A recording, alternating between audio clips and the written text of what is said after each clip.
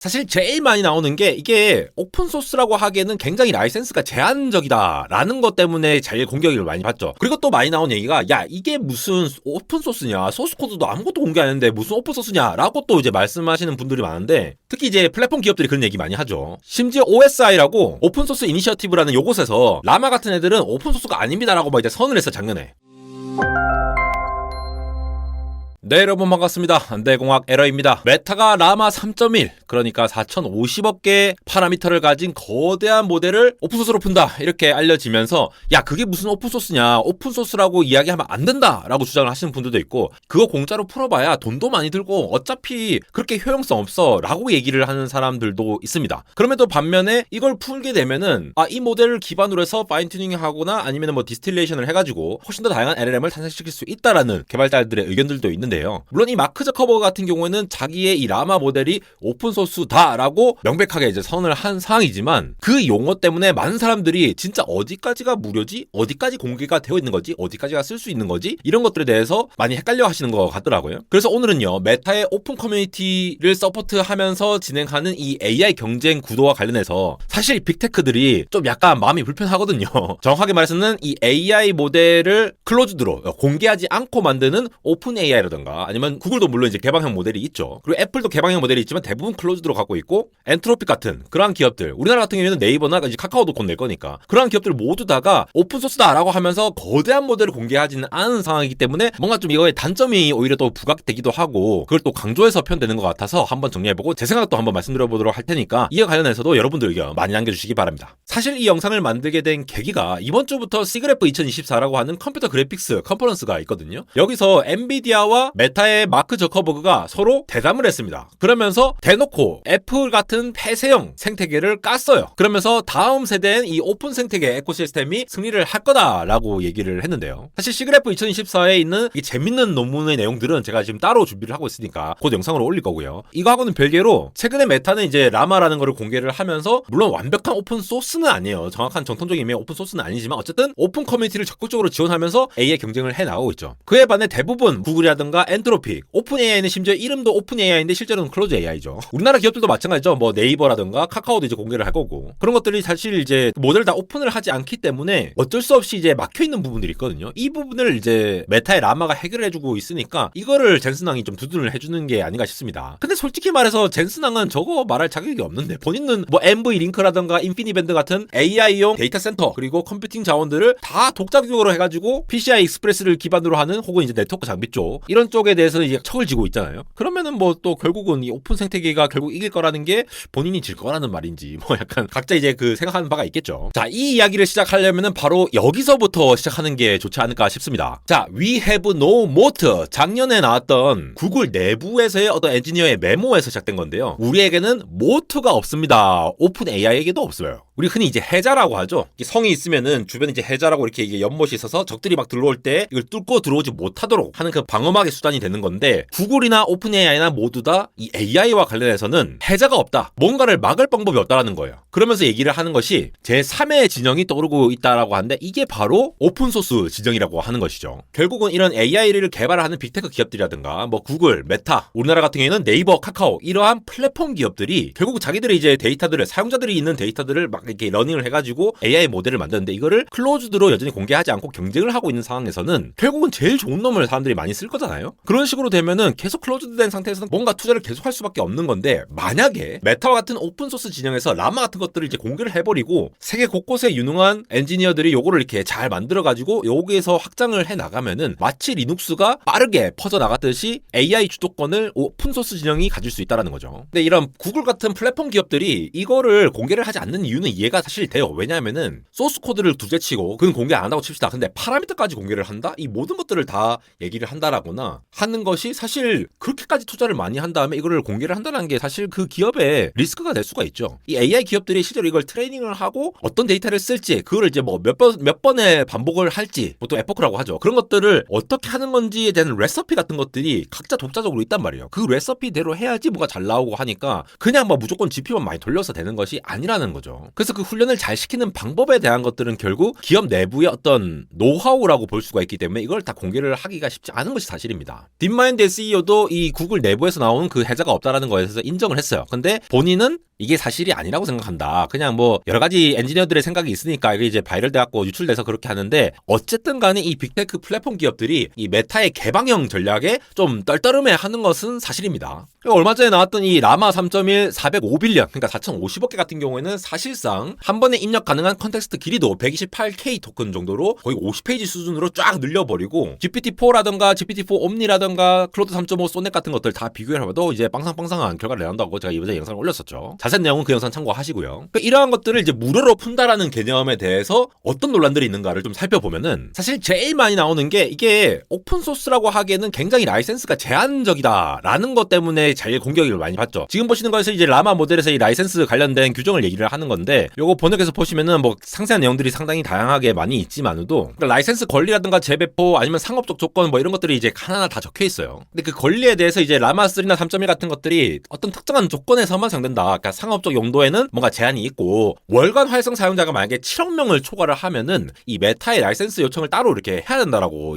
명시를 하고 있습니다. 그러니까 아무래도 메타가 이렇게 열심히 만들어 놓은 건데, 이게 상업적으로 어느 정도 보호를 해야 된다라는 생각이 있으니까 그냥 오픈소스에 그냥 기본적인 그런 이념만 가져와가지고 뭔가 자유롭게 개발은 할 수 있는데 어느 정도 제약을 걸어놨다는 거죠. 이거 자체에 대해서 이제 비판하신 분들도 사실 많아요. 그리고 또 많이 나온 얘기가, 야 이게 무슨 오픈소스냐, 소스코드도 아무것도 공개 안 했는데 무슨 오픈소스냐 라고 또 이제 말씀하시는 분들이 많은데, 특히 이제 플랫폼 기업들이 그런 얘기 많이 하죠. 야 모델 가중치하고 일부 코드만 공개해놓고 너네가 실제로 하고 있는 전체 소스 같은 거는 공개 안 하지 않느냐, 그러면서 왜 오픈소스라고 주장을 하느냐 라고 얘기를 한다라는 거죠. 그래서 AI 모델 자체에 대해서 얘가 어떠한 코드로 만들어졌는지, 그리고 전체 소스 코드에서 어떤 데이터로 학습이 됐는지 이런 것까지 다 공개를 해야지 진정한 오픈소스다 라고 하면서, 에이 너네 무슨 꿍꿍이 있는 거 아니야? 이렇게 약간 그 시각을 이렇게 보시는 분들도 있어요. 사실 그것도 이해가 되는데, 기본적으로는 그렇게 되면 이제 오픈소스인데 모델을 재현하기가 어렵잖아요. 분명히 오픈소스인데 이걸 그대로 뭔가 이렇게 재현을 한다는 개념, 알고리즘을 이해하고 그대로 접근한다는 개념 자체는 어렵다는 게 맞긴 맞아요. 심지어 OSI라고 오픈소스 이니셔티브라는 요것에서 라마 같은 애들은 오픈소스가 아닙니다라고 막 이제 선을 했어. 작년에 라이선스에 제한을 건다는 것 자체가 오픈소스 정신에 어긋난다 라고 얘기하면서, 또 라이선스 조건도 약간 모호하게 정해놓고 법적으로 이슈가 생기면 이거 깔끔하게 떨어지는 거 맞아? 그러니까 상업적 이용이라는 게 정확하게 어떤 거야? 약간 이런 것들이 있어가지고 메타도 최근에 이제 이거 부분에서 조금 더 이제 개정을 했다 막 이런 얘기들이 나오고 있었죠. 그러한 주장들이 맞긴 맞는데, 그 자체로 해서 메타의 이 지금 라마 같은 모델이 의미가 없다고 생각하지 않아요. 사실 굉장히 의미가 있는 모델인 거죠. 이런 빅테크 AI 경쟁에서 메타가 주목받을 수밖에 없는 이유가, 일단 기본적으로 라마라는 모델은 야 이거 왜 제한했어 라고 할 게 아니라 어느 정도의 제한적인 라이센스가 필요한 모델이죠. 이게 메타가 자선단체가 아니잖아요. 얘네들도 플랫폼 기업입니다. 돈을 벌어야 되는 건데,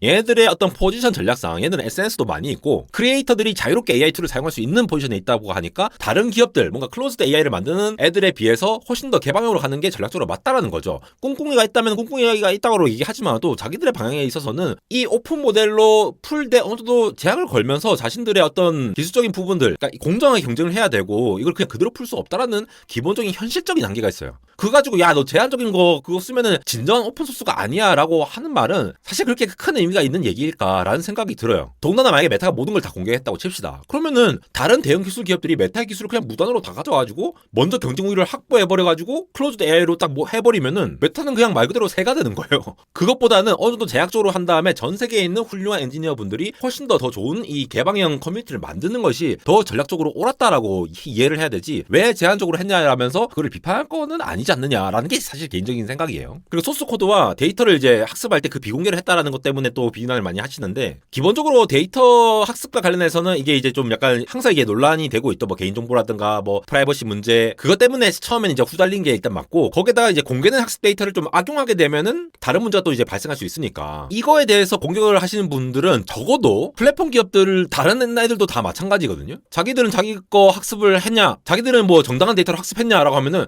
나는 우리 플랫폼에 있는 거 학습했으니까 괜찮아 라고 말할 수가 있냐라는 거죠. 왜냐하면은 그 데이터는 그 플랫폼 기업의 소유라고 얘기를 하고 있긴 하지만 사용자들의 개인정보인 거거든요. 다른 플랫폼 기업들 뭐 구글이라든가 다른 기업들도 그런 것들을 활용해서 학습을 하는데, 메타가 오픈소스가 아닌 이유가 뭐 데이터 비공개다라고 해서 하기에는 저는 그건 좀 그냥 오픈 소스가 아니다라는 말에 대한 반박의 논리로 쓸 정도지 이거 자체에 대한 논의는 데이터 학습과 관련된 그 더 심도 깊은 사회적 합의라든가 기업적인 합의가 있어야 된다는 얘기로 저는 생각을 하고 있습니다. 거기다가 메타 같은 경우에는 이 라이선스의 명확성 측면에서도 최근에 이제 오용을 좀 방지하려고 계속 이제 개정을 하는 편이 있죠. 결국은 이게 기존의 오픈 소스다라는 그 오픈 소스 정의에 딱 맞진 않지만 AI라는 거를 새롭게 우리 전반에 받아들이기 위한 하나의 과정으로서 개방형 커뮤니티로 하면은 정말 많은 사람들이 활용을 할 수 있기 때문에 왜냐하면은 중소기업이라든가 아니면 1인 기업이라든가 이런 사람들이 이걸 할 수 있겠습니까? 애초에 이 모델 자체를 활용해서 뭔가 할 수가 없어요. 근데 다른 기업들은 전부 다 클로즈드면은 그거 API로 호출한다거나 그렇게밖에 활용 못하고 하는데 거기에 대해서 여지를 만들어 줬다는 것 자체가 굉장히 의미 있는 일이거든요. 그런 의미에서 보면은 이제 AI 시대에 왔을 때 이 오픈 소스라는 거에 대해서 오픈 소스라는 단어 자체에 치중할 게 아니라 전통적인 오픈 소스의 정의를 이제 현실에 맞춰갖고 야 너 오픈 소스라고 하지 마 이렇게 얘기를 하다기보다는 이렇게 오픈 커뮤니티를 중심으로 이렇게 AI가 발전되는 그 생태계를 꾸릴 수 있는 힘을 메타가 리딩을 할 수 있다라는 거에 좀 집중해야 되지 않나라고 생각이 들고 있고 저는 이게 메타로서는 뭐 최선의 방법이 아니었나라고 개인적으로 생각하고 있어요. 그리고 아무리 오픈 소스가 아니다 뭐 너네 제약적인 라이센스다라고 하더라도 라마3나 3.1 같은 것들을 풀어줌으로 인해서 이 수만 개에 달하는 새로운 형태의 AI 모델이 실제로 나왔잖아요. 그때 동안 다른 빅테크 기업이나 플랫폼 기업들은 뭘 했습니까? 물론 오픈 모델로 조금 이렇게 공개를 한 것들도 있죠. 그런데 이렇게 거대한 것들을 공개를 함으로써 아무래도 이쪽에 AI를 민주화했다라는 평을 받을 정도로 높은 평가를 받은 건 사실이거든요. 거기에 대해서 이거를 폄하를 할 수는 없는 거 아닌가라고 개인적으로 생각을 하고 있고요. 이렇게 되면은 라마가 이제 또 문제가 있으면은 거기에 대해서도 빠른 피드백을 얻고 또 모자란 부분이 있으면은 또 다른 쪽으로 이렇게 활용해서 점차 이 커뮤니티 자체 이 파일을 크게 만들어 가면서 더 좋은 모델로 만들어 가는데 좀 더 집중할 수 있지 않을까. 공학적인 측면에서 이 기술을 발전시키는 측면에서는 훨씬 더 도움이 되는 얘기이지 않을까 싶어요. 마지막으로 이러한 이제 라마 같은 모델을 가져와가지고 실제로 쓰면은 라이센스 비용은 안 들죠. 그렇지만 이거 다 하나하나 인프라 구축하고 또 마님 클라우드에 올리고 이렇게 하면은 어차피 돈 많이 든다. 그래서 이제 클로즈드로 하고 있는 오픈 AI의 챗GPT라든가 엔트로픽의 클로드라든가 구글 제미나이, 네이버의 하이퍼클로바 이런 클로즈 모델들을 사용하는 것보다 더 비용이 많이 들 수 있다라고도 볼 수 있는데 그 구동하는 비용은 사실 그게 천편일률적으로 어떤 사람들한테는 적게 들고 어떤 사람들한테는 많이 들고 이건 굉장히 다양한 거거든요. 선택할 수 있는 권한이 있는데 애초에 클로즈드만 존재를 했다라고 하면은 그런 플랫폼 기업들이 절대로 공개를 안 할 테니까 거기에 대한 추가적인 발전은 막고 있는 거거든요. 근데 다만 이거를 이제 어느 정도 오픈으로 했기 때문에 이게 추가해서 개선할 수 있는 방이 있는 거라서 그냥 코스트 측면에서는 그냥 막 API 호출하고 이러면은 쌀 수는 있는데 거기서 더 발전된 뭔가를 할 수 있을까? 결국은 그 주도권은 그 플랫폼 기업에 있는 거기 때문에 더 이상 자기가 하고 싶은 것을 그 모델에 종속돼서 할 수밖에 없다라는 거죠. 그러면은 훨씬 더 똑똑하게 훨씬 더 좋은 아이디어로 뭔가를 하고 싶은 사람들이 이걸 하고 싶은데 오픈 커뮤니티에서는 이걸 할 수 있지만 클로즈 AI에서는 이거를 활용하기가 어려울 수 있다라는 거죠. 그런 측면에서 메타가 완전히 다른 전략으로 꾸려가고 있는 것으로 봤을 때 이 AI 경쟁이 좀 더 재밌어지는 게 아닌가 싶습니다. 결국 구글 내부 문건에서